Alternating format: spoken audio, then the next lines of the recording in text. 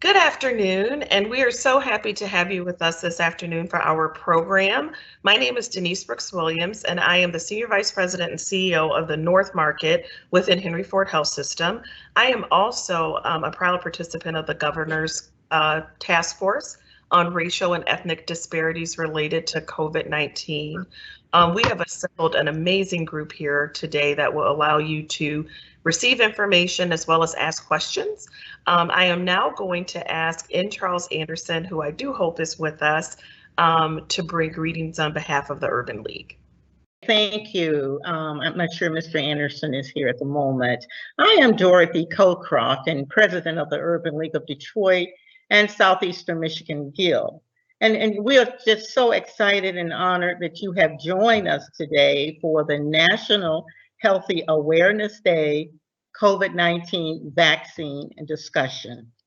National Healthy Awareness Day is a national project hosted by the Urban League Guilds across the country and is designed to take place on the same day, same month in every city. From year to year, the topics may change, but the goal remains the same, to bring awareness about health and prevention to our community.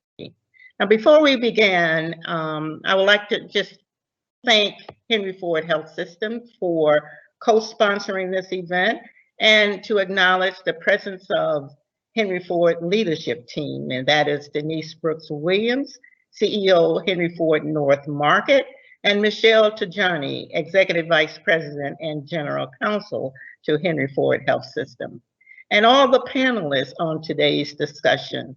And finally, I acknowledge and thank Nancy Goodwin of Henry Ford Health System. She's a member of the Detroit Urban League Guild and chairman of this event. And we are just so extremely excited about today's discussion. And once again, thank you for joining us this afternoon. Thank you so very much, Dorothy.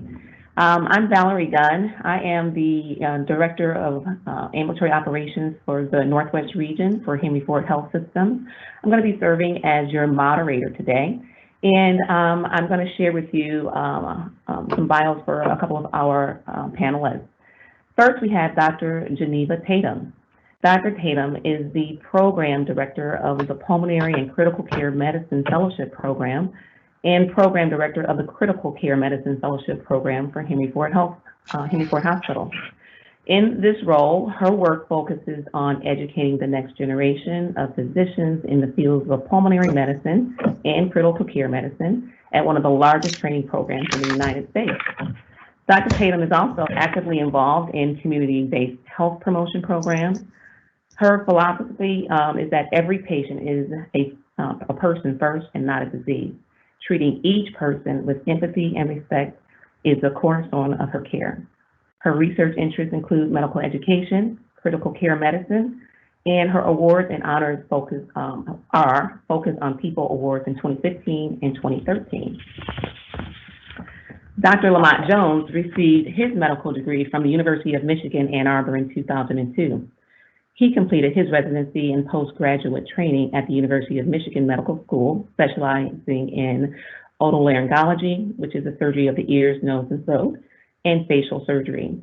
He completed a highly renowned fellowship in facial plastics and craniofacial reconstructive surgery in New York with expert physicians and passed his national board examination in the 97th percentile of his class. Additionally, he is board certified in both otolaryngology, head and neck surgery, and facial plastic and reconstructive surgery, and specializes in all aspects of facial aesthetics. Dr. Jones joined the Henry Ford Medical Group in August 2008. His medical society affiliations include the American Academy of Facial Plastic and Reconstructive Surgery, the American Academy of Otolaryngology and Head and Neck Surgery, the Michigan Otolaryngology Society, the American Cleft Palate Craniofacial Association, the American Medical Association, and the Michigan State Medical Society. Dr. Jones has special interests that include treating congenital anomalies of the face, head, and neck, such as cleft lip and palate, and the molecular and clinical signatures of keloids. Additionally, Jones is active in medical research and teaching otolaryngologist residents. A national and international speaker, Jones has published multiple journal articles and book chapters. He holds positions in local and national medical organizations and is involved with Face-to-Face, an organization sponsored by the American Academy of Facial Plastics and Reconstructive Surgery and Kenya Relief. Please welcome both Dr. Geneva Tatum and Lamont Jones. The first slide you can see is some data on the COVID pandemic within the United States overall. And as you can see, the data as of May 13th, so just 2 days ago, showed 32 million cases around the country and 580,000 deaths. And I think it's important for us to set the stage for this, to remember that these 580,000 deaths that we see are people and not just data on the screen. So we have a sense of the impact that this has had on our community and in the United States overall. The next slide shows the state of the pandemic in Michigan. And again, this data is 3 days old, so there's probably a little bit of update. But as you can see, again, almost 1 million cases, 869,000 cases, and over 18,000 deaths. And I think our community, everyone that's on the call and everyone in our community probably has experienced someone who has been sick with COVID or knows someone within the community that has been felled by this disease. And so this is an important thing for us to keep in mind. So if we look at the data in terms of the state of the pandemic in Michigan, I think there are some important things to note. If you look at the absolute number of cases by age group, you can see some very important statistics that I don't think are very much highlighted. There is a large group, the 20 to 29-year-old age group, that has the highest absolute case count, as well as the highest case count per million. And that age group is followed by the 30 to 39-year-old group, and then the 40 to 49-year-old group. And this is what we've seen throughout the entire pandemic. And so it's important for us to recognize that, because as we initially saw the elderly population get felled by this disease, we've certainly seen in our most recent surge, in particular in Michigan, that the younger age groups have largely been leading the pandemic. We'll go to the next slide. And again, I apologize because this is a little bit disjointed. I can't see what's being posted, so I'm hoping that it all comes together well. So this slide should show you how mRNA vaccines work. And basically what you see is that there's a vaccine particle, the mRNA, that's in the middle of a lipid shell, if you will, that gets attached to the vaccinated cell. The mRNA gets translated and encodes the spike protein. That's what we all know and are all familiar with. That spike protein then goes out of the cell and gets displayed on the surface of the cell. That's how in the actual virus, it attaches to the cell. But in the vaccine, it creates the spike that immune cells can then go on to recognize and create antibodies. Next slide. This slide shows how the double-stranded DNA vaccine works. And there is a DNA double helix that's in the middle of a what looks like a pentagram, if you will, or a six-sided figure, which is an adenovirus that has been changed so that it doesn't actively infect the person that gets vaccinated with it. This is how the Johnson & Johnson vaccine works. That adenovirus, that inactivated cold virus, enters the cell. It deposits its double-stranded DNA into the cell nucleus that then translates that into mRNA, and that mRNA goes out, encodes the spike protein, and then, like we saw on the previous slide, develops the spikes that go out onto the surface of the cell. Next slide. I think this is important because this shows how antibodies are actually made. So once that spike protein goes to the surface of the cell, it activates B cells, which are responsible for creating the antibodies. And every time that vaccinated cell that's created these spikes, if you will, get attached to the B cells, and the B cells then make the antibodies that prevent the actual virus from adhering to the cell and infecting us. And you see these sort of T-shaped or back-to-back L-shaped secreted antibodies at the bottom of the slide that then go out to later recognize an actual virus cell that's trying to attack and invade the body. Next slide. So as you can see here, when the actual coronavirus, which has all of its genetic protein inside of the cell, actually tries to enter, the spikes are recognized by the antibodies that have been made by the vaccine, and then the actual virus particles get destroyed by the body.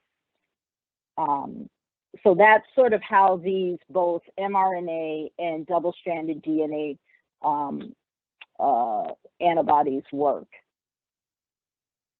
The next slide, which talks a little bit about the Johnson & Johnson vaccine and blood clotting, that's again a double-stranded DNA vaccine, showed that 15 women, age 18 to 49, experienced a rare but severe type of blood clot. And as you can see, this is an exceedingly low % chance of experiencing blood clots after vaccination with this vaccine. And obviously the benefit of the vaccine far outweighs the risk. So this slide sort of encapsulates and summarizes what we know about the current vaccines, and puts sort of the 3 vaccines that are currently under emergency use authorization sort of head to head, the Pfizer and the Moderna, which are both, again, mRNA vaccines, and the Johnson & Johnson, which is the double-stranded DNA.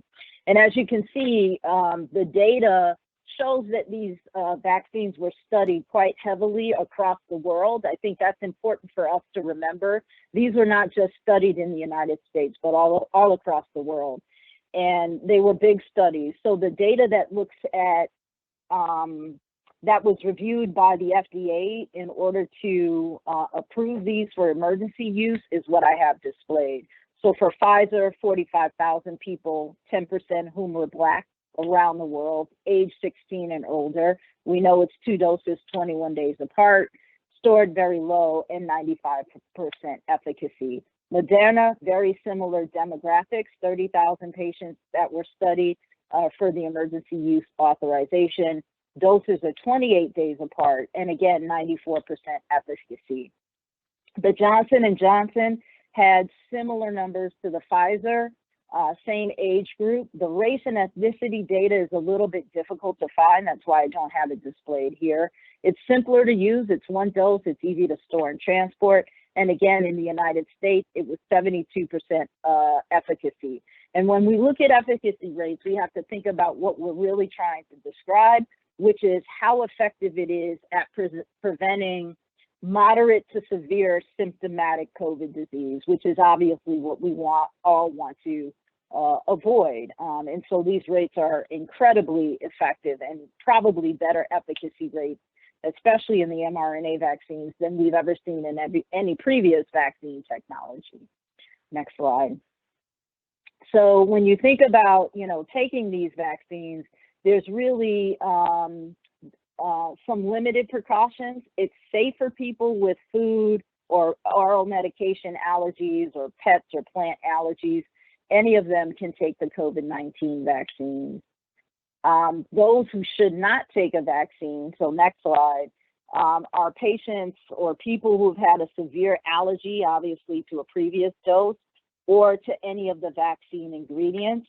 The initial sort of early data and anaphylaxis data that came out, particularly with the Pfizer and the Moderna, have to do with some of the components that the virus or the vaccine, are suspended in. Very, very low concentrations. And again, there are lots of information in terms of what the exact ingredients are, if there are concerns about allergies to any components of those. Next slide. So when we think about special populations, there are often questions that come up for immunocompromised individuals. Again, obviously, because their immune system is compromised, they may not have a strong vaccine response. I think the key, though, is to remember these are not live vaccines. And so they will not cause infection for anyone, whether immunocompetent or immunocompromised. So it's safe to take them from that perspective.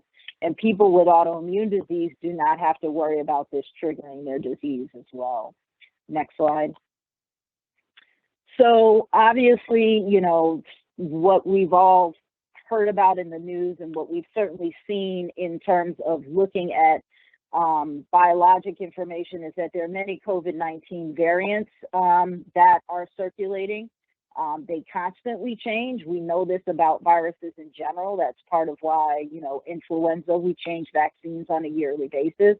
We know that the most recent variants that we've seen, particularly the B1.1.17, spreads much more easily and quickly. We're not sure whether or not they're whether or not they create more mortality. That's being studied currently, but there is some suspicion that they may have higher mortality rates as a result. And what we currently see with the vaccines is that they're currently effective against many of these variants. So that's important to know. It might not be as high as 94 to 95%, but it's still incredibly effective. And it's certainly far more effective than getting infected with one of these variants to begin with. Timing of COVID vaccine, this actually changed as of yesterday. So the CDC is now no longer recommending waiting a minimum of 14 days or reconfiguring vaccine schedule.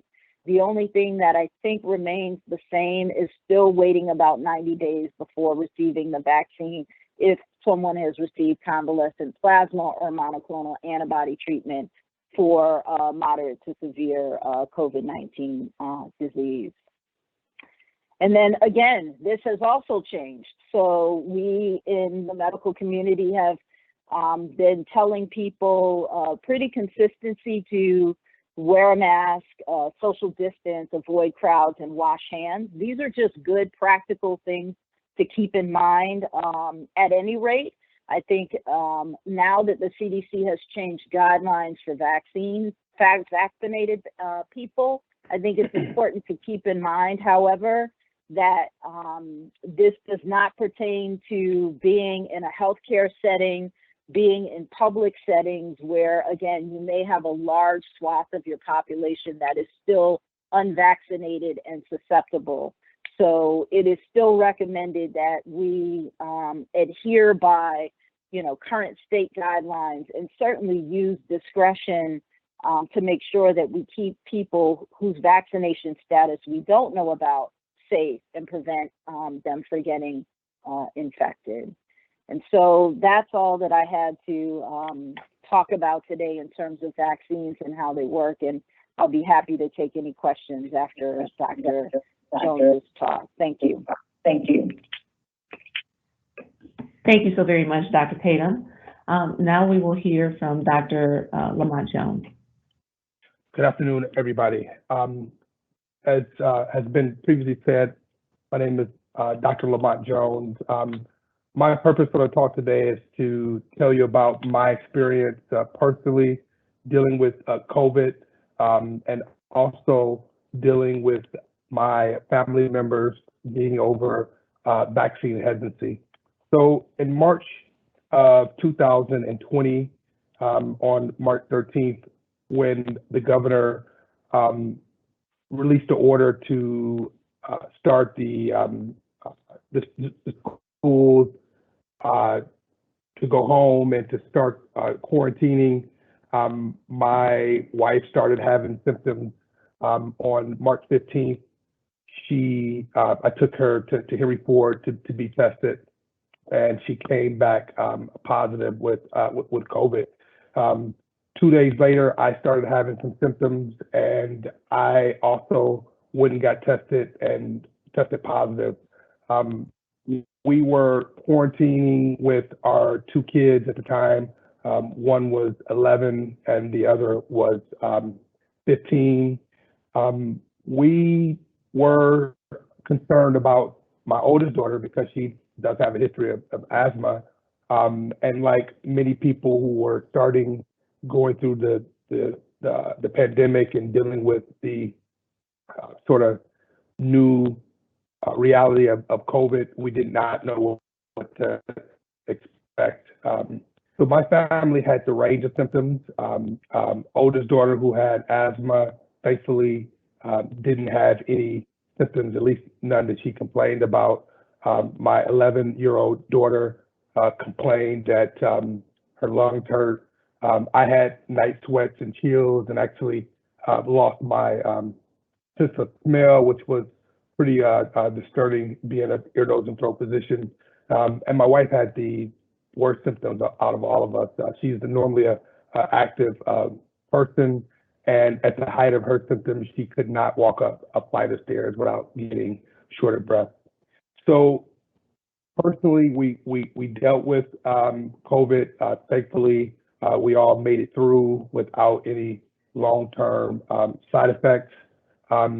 And we became not only advocates from our personal experiences, but also as healthcare providers. My wife also is a physician. She's a family practice doctor.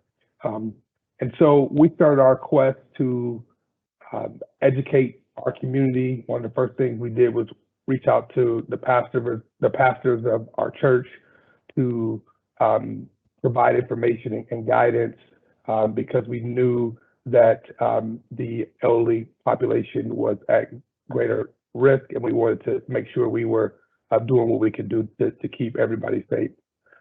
Fast forward to December of 2020, when the vaccine became, initially my wife and I were not candidates for the vaccine because there were some stipulations. If you had already had COVID, they were you weren't high on the list to get vaccinated. But that changed rapidly. So during the end of December, my wife and I both got vaccinated. And then we started our quest to educate our family and our friends, to encourage them to get vaccinated as well. We understand there are some deep-seated mistrusts in the healthcare community, specifically the African American community, because of some of the things that happened in the past, in particular the Tuskegee experiment. But our goal with this webinar is to alleviate any fears, to put familiar faces to the healthcare team so that people can trust that the vaccine is safe and that there are no experiments that are being done specifically for African Americans. And one of the people in my family, so all of my immediate family members that are eligible have gotten the vaccine. My last holdout was my 99-year-old grandmother, who's the matriarch of our family. She didn't want to get the vaccine. I usually talk to her on my way to work twice a week, and each time I started chipping away at trying to convince her to get it. She's from Memphis, and her plans were or are to go back home sometime during the summer. And so I used that as an opportunity to get her to get the vaccine. I explained to her that, I asked her the question, how would she feel if when she went down to Memphis to visit, and she knows everybody's going to want to come and see her. And I asked her how would she feel if somebody else were to get COVID. And so her desire to help and how she cared for everybody was what convinced her to move from being hesitant to get the vaccine. So she got her first dose on March the 15th and our second dose on April 2nd. And, for those of you who have children, and you're contemplating whether or not to get them vaccinated, I'm happy to announce that actually today my 15-year-old daughter got her first dose, and my 11-year-old daughter will be 12 in August, and she will be signed up as well. So I hope that people can relate to some of the things that I've said, and that it adds comfort and encourages people to really think about getting the vaccine. As Dr. The risk of having any severe complications from the vaccine is extremely low, and not as high as what can happen if you get the vaccine. I mean, if you get the virus without having gotten the vaccine. I'll just add one other note to what Dr. Tatum said about blood clots. You know, the number that she showed was really low. It was 0.001%. To put it in perspective, when women take birth control pills, there's a risk of getting blood clots, and that's 1 in 1,000. And so the risk of getting blood clots for for the Johnson & Johnson vaccine is actually 1 in 1,000,000. And so it's more, it's less likely that you'll get a blood clot from the Johnson & Johnson, especially if you compare it to the risk for taking oral contraceptives. So with that, at this point, I will stop my remarks, and we'll open the floor for any questions.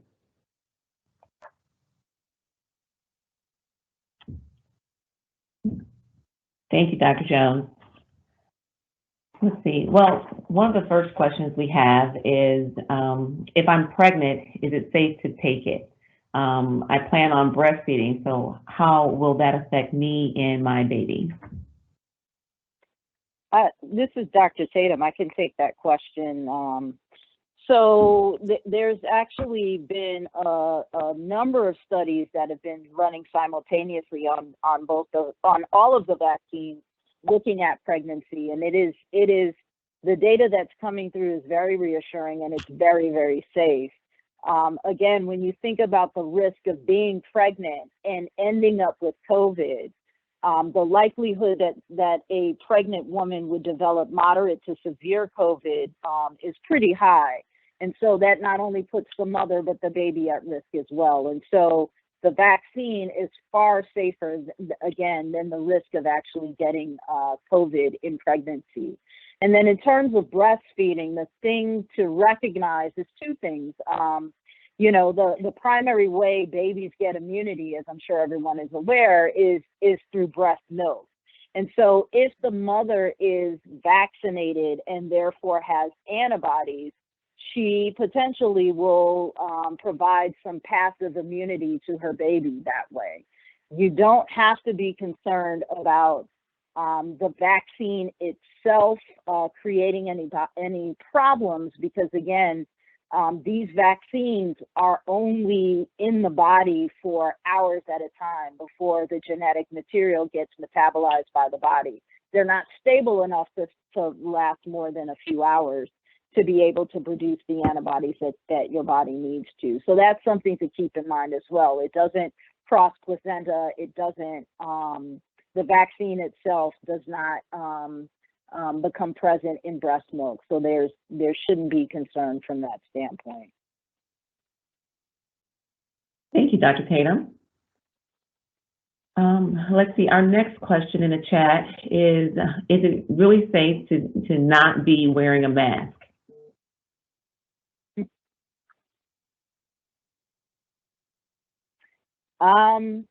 There, you know, you can't see my face, but I'm actually have a smile on my face because, you know, it's hard to know right now, you know, and it's balancing sort of the loosening of restrictions on people who are truly vaccinated so that they can get back to some sense of normalcy, and balancing that with what's most important is reducing the spread.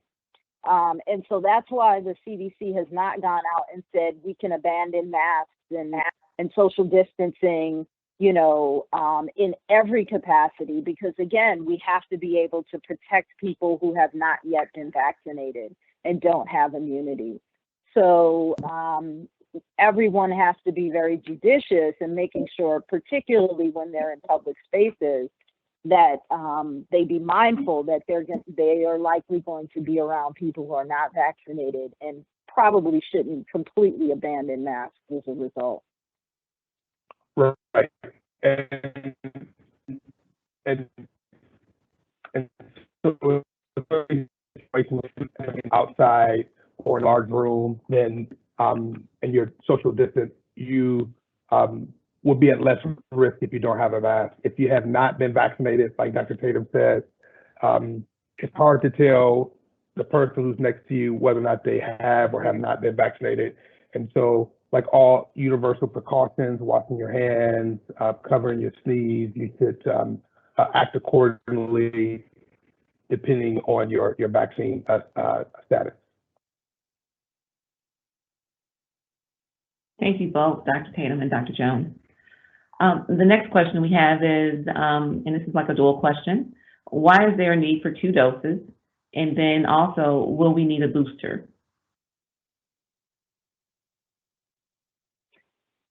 So there's a need for 2 doses, basically because that's how the doses were studied. So we don't have yet enough data to know whether or not 1 dose is sufficient. And the reason particularly why the Pfizer and the Moderna vaccines require 2 doses is because, again, the mRNA in and of itself lasts for just a short period in the body. And so the scientists who studied this wanted to make sure that these vaccines created high enough antibody levels that they could protect patients who get vaccinated. And that is exactly the reason why the efficacy rates are 94 to 95% in those vaccines. They're currently studying, you know, how long the antibody response lasts. You know, again, we're about 15 months into this pandemic here in the United States, and a little bit longer around the world. And so, you know, it's currently being investigated right now.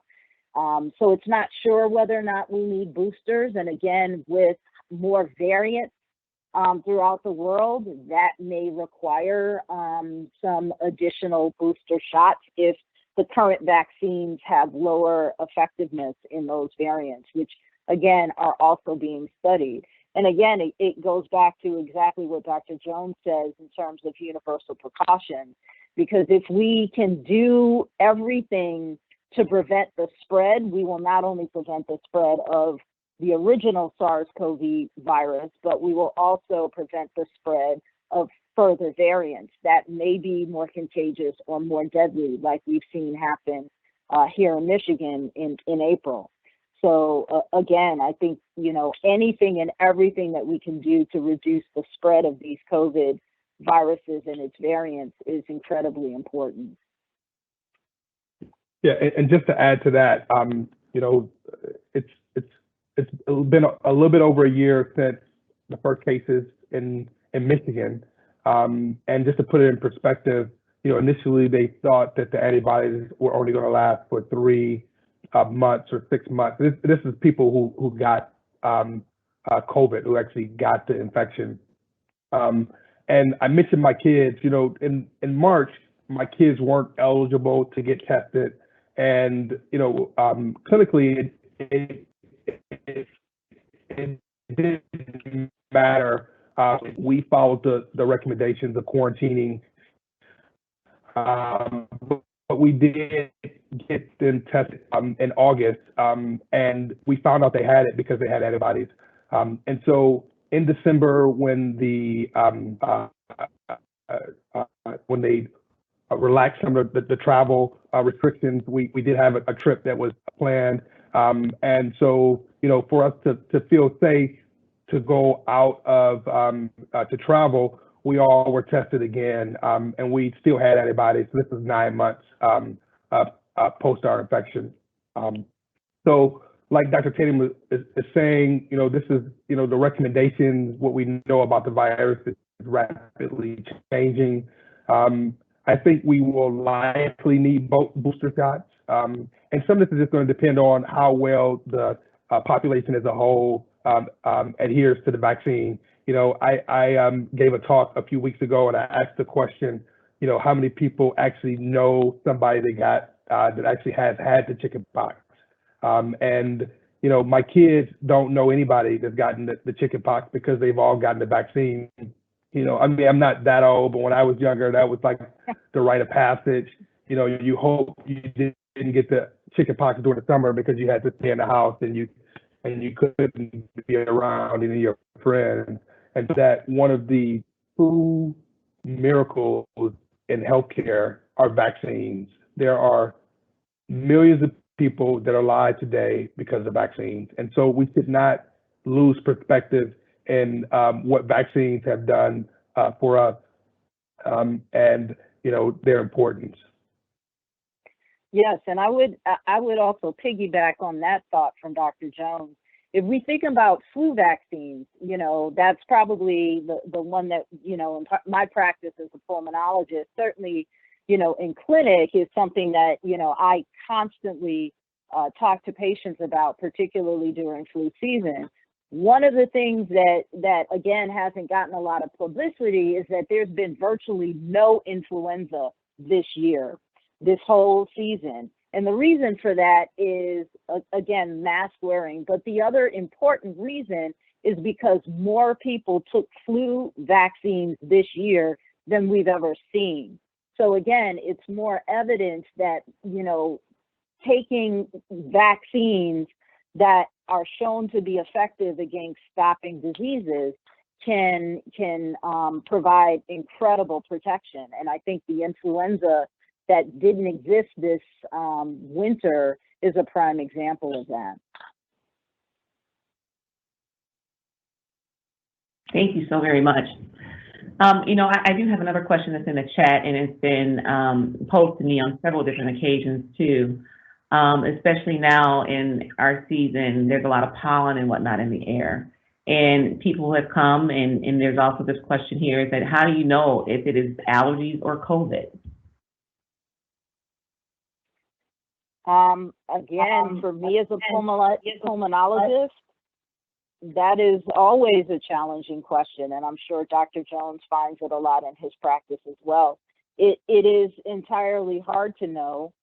I think the first thing to think about is whether or not, someone's symptoms are similar to what they've had in previous seasons, because again, people who have allergies don't, usually have them recur in the same season year after year. And so if the symptoms are similar in the same time frame and the same exposures, there's a possibility. But again, I think if there's any question about it, getting tested is essential, because again, you put not only yourself but everyone around you at risk if you do not know whether or not you're actively infected with COVID-19.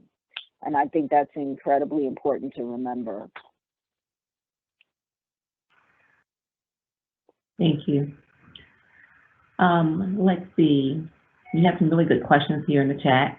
Is there any data on why more African Americans are being negatively impacted by COVID? On the governor's task force, we did publish our interim report, so you can go to the state of Michigan website. And so there is data that would maybe suggest that some of the disparities in healthcare that existed pre-COVID made lots of populations, African Americans being one of them, more susceptible to the virus and its effect. So I don't say that from a clinical perspective. Of course, the physicians on the line would weigh in on that. But if you look at our report, right, we would definitely say that one of the things that we found, because we talked early on, right, about people having underlying health conditions, that phrase was used a lot.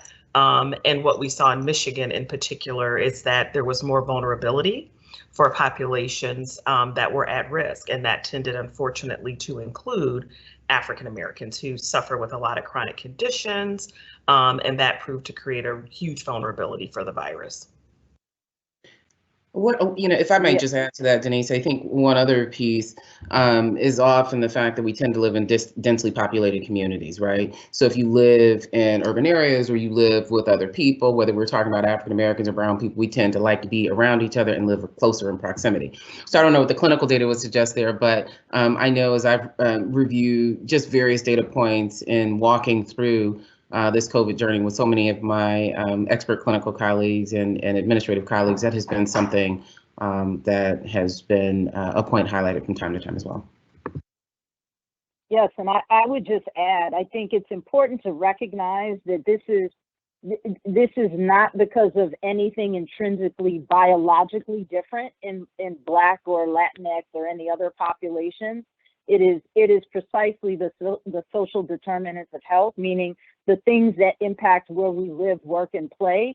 If you are, someone who is employed that is public facing, whether you're a police officer or fire or grocery store or anything where you have a lot of exposure to people, then obviously your risk is going to be higher. That, irrespective of what your race or ethnicity is. And I think it is important for us to recognize that it is those things that have created or magnified what we've seen in the disparities in terms of the populations being affected. So it's not a biological problem.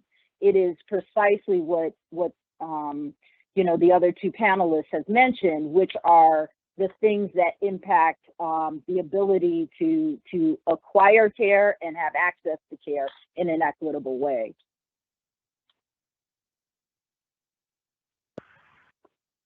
Thank you so very much for that feedback. So what I would like to do now is perhaps we can have each of our panelists share in 1 minute or less why they were vaccinated. And then we will wrap up because it looks like we are right at about 12:53. So I would also like to be able to have, Charles Anderson, who's the president and CEO of our Urban League, give some closing remarks. So if each of you could just give us 1 minute of your time and share with us why you got the vaccine. Well, I would just say briefly, so I'm Michelle Johnson, Tajani, Executive Vice President, General Counsel at Henry Ford. The reason I take the vaccine is because my 82-year-old mother lives with me, and I want her to live with me for many, many more years. And so while at the outset I started thinking things, I was reading things, well, I'm young, I'm healthy, I'll be fine. But you know what? I don't want to harm people around me. And so I wanted, first off, to make my mother safe, but then also I wanted to do my part to contribute to getting beyond this. I wanted to get to the other side of this. And so as I read the literature and listened to all of my clinical colleagues about the absence, a really, really low level of risk, I got really comfortable. And so went in, took my mom, took myself, and as recently as this morning, like Dr. Jones, took my 12-year-old out to a Henry Ford location, be vaccinated. I would just share with everybody, there's been some great information in the chat around locations to get vaccinated. There are no long lines. Access is incredibly easy. I made an appointment yesterday for today at 8 o'clock. So I would just encourage people, if you're interested, to get out on the Henry Ford website. I'm sure there are lots of other sites that will give you information on locations, but it is ease of access is pretty amazing. I would go next and go quickly as well, and I would echo what Michelle said in the sense of caring deeply about my family and starting with my mom as well, who I feel is such a blessing that she's gone the whole time and not been affected with the virus. So as soon as the opportunity was my turn, I guess I would call it, to be able to be vaccinated, I went. And then of course, because of her demographic, she was able to go really quickly. So happy day in that sense. Also, I did it and participated with Michelle in a little bit of PR. I did some things with the state. We've done some things within our system, because I think in whatever group you can be an influencer, I wanted to be able to use that opportunity to help other people to take the courage and the step to do it. I did not do it. I think it's important to say, because I don't have some of the same fears that others have, right? It's not that I want to suggest, oh, I was like convinced this was great and nothing was going to happen. I bug one of my great friends that's on this line, Dr. Lamont Jones, a lot for things in his specialty and outside of. So I too look to my colleagues to say, is this safe? Do you think we should do this? Is it going to be okay? So the one message I'd also like to leave with our audience is it's okay to question and to be concerned, but I think I'm proud I got over whatever my fear or anxiousness was to do it. I did it, I'm fine. And I think we were all happy to be able to post our photos and say we were vaccinated and we're thriving. And I do think it allows us to be able, to Michelle's point, to be who we really like to be, huggers, and communers. I like being with my friends and family and being in the community and being safe. So that was a huge part of the reason I decided to be vaccinated. And I, like Michelle would say, please, please, please know that there is access for most of us that are on this call. If for whatever reason you have a need to get into a vaccine site, we have resources, Val being one of those that has been down at Ford Field for the last several weeks, supporting our community with access. So there's plenty of opportunity to get in. If you're homebound or you know homebound individuals, there are resources to help with that as well. So don't be hesitant as it relates to access. And I'm sure that our clinical experts are also available if you've got specific questions about your condition. So please get the shot. Hi, this is Dr. Tatum again. I think for me, as a physician working in the intensive care unit that has literally taken care of hundreds of patients who have been critically ill with COVID, I felt not only a sense of deep compassion for what they were experiencing, but a sense of duty to do my part to prevent the next person from potentially getting exposed. I mean, I've taken care of people who have deep ties to our community, and the sense of helplessness in seeing how severe their illness was a message to me to never be the type of person that could put anybody at risk in that way. And so for me, it was out of deep respect and deep honor for those patients that I took care of that had such severe illness, and to make sure that I didn't, you know, inadvertently expose my colleagues, my friends, my family by the work that I was doing, being exposed day in and day out, taking care of these patients. I would never be able to forgive myself if I brought it back to someone that I deeply cared about at home or even in the grocery store. And so that's the reason why I got vaccinated. And that was a very important thing for me to help me overcome, you know, even my initial questions about it. And I think education is always power. And so being aware of how these vaccines work and how effective they are and how safe they are, that's power, and that's information to use to make the right decision for yourself. And I hope that those decisions are to be vaccinated.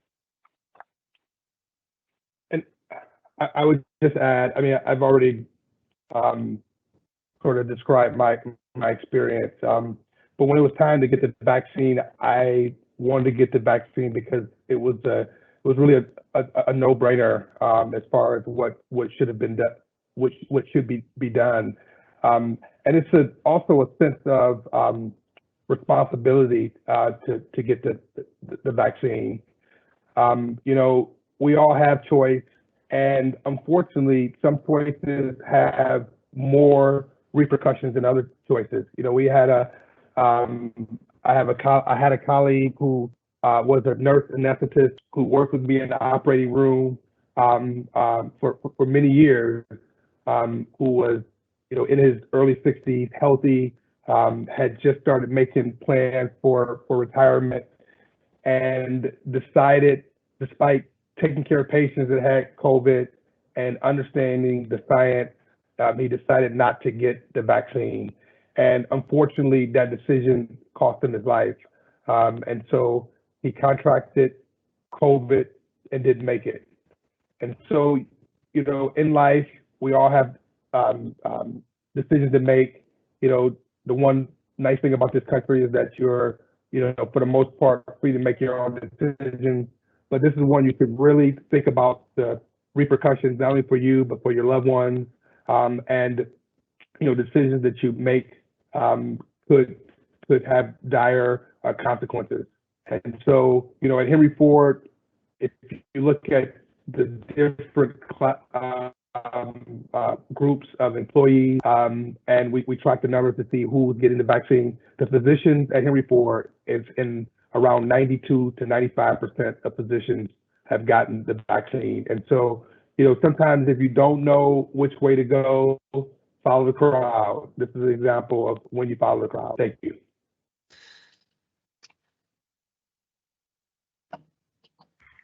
Thank you so very much. What I would like to do right now is give you a little bit more information. If you want to set up an appointment to get a COVID vaccine through Henry Ford Health System, we have shared a link in the chat. So please look at that link and sign up to get a vaccine.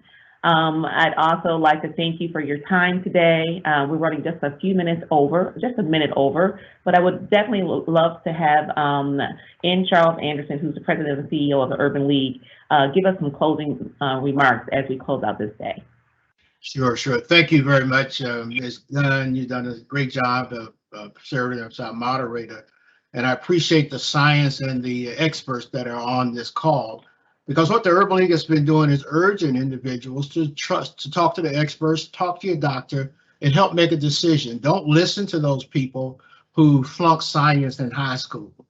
Get your information from places of trust, and you talk to your doctor a lot, you agree with your doctor a lot, and so you should listen to your physician. And so I'm glad to have had Dr. Lamont Jones and Dr. Tatum on this call to help guide us through this. And I appreciate seeing Denise Brooks-Williams and my good friend Michelle Tajani on the call as well. But we're urging people not to play a game of Russian roulette with your health, to think about how you want to live your life and how free we want to be, go back to the normal way it used to be. I got my second vaccination back on February the 11th, a few days after my birthday. But I got my vaccination because I wanted to protect myself, and I wanted to protect myself from people who were not trying to protect themselves. I wanted to make sure I could travel. I wanted to visit my family and friends. And when I see Michelle and Denise and others, I want to be able to hug them. I want to be able to do that like I used to do. And so that's why I got my vaccination. The Urban League is urging individuals to do that. And so I end by saying thank you to Nancy Goodwin for running interference within the Henry Ford Health System and getting this arranged for us. Thank Dorothy Colcroft, our Guild president, and our other Guild members for all the work that they've done. And say thank you to Opal and Shalita from our staff too for the efforts that they made to get us to this point. But we are all in this together, and together we can get through it. So thank you very much for joining us. Thank you, everyone. That will conclude our presentation for this afternoon. Have a great day.